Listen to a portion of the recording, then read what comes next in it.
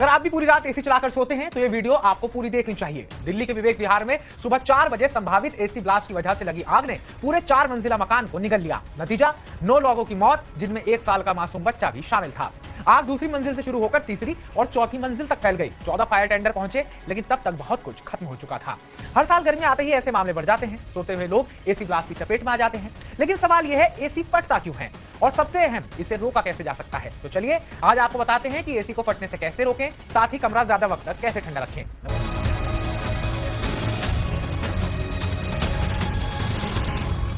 सबसे पहले एसी फटता क्यों है। लगातार घंटों चलाने से कंप्रेसर बेहद गर्म हो जाता है। पुरानी वायरिंग पिघलकर शॉर्ट सर्किट कर देती है और सालों से सर्विस ना करवाने से गंदगी भी जमा हो जाती है।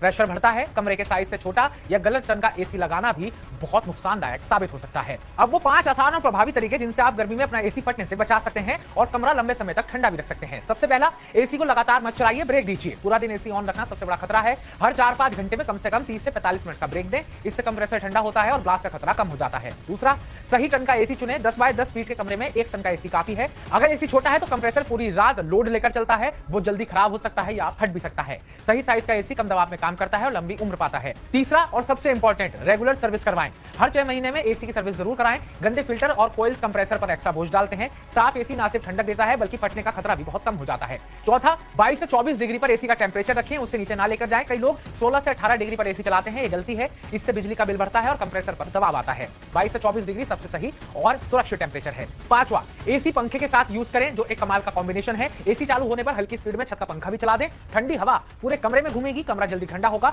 और एसी को ज्यादा मेहनत नहीं करनी पड़ेगी। कमरे के दरवाजे, खिड़कियां और पर्दा अच्छे से बंद रखें। अगर कोई अजीब आवाज या गंध या गर्मी लगे तो तुरंत एसी को बंद करके सर्विस मैन को बुलाएं। दोस्तों, गर्मी में आराम चाहिए लेकिन जान की कीमत पर नहीं, तो थोड़ी सी सावधानी से आप न सिर्फ एसी को सुरक्षित रख सकते हैं बल्कि बिजली के बिल को भी बचा सकते हैं। तो ये थे वो 5 आसान उपाय जिससे अपने एसी को आप फटने से बचा सकते हैं और अपनी जान को सुरक्षित रख सकते हैं।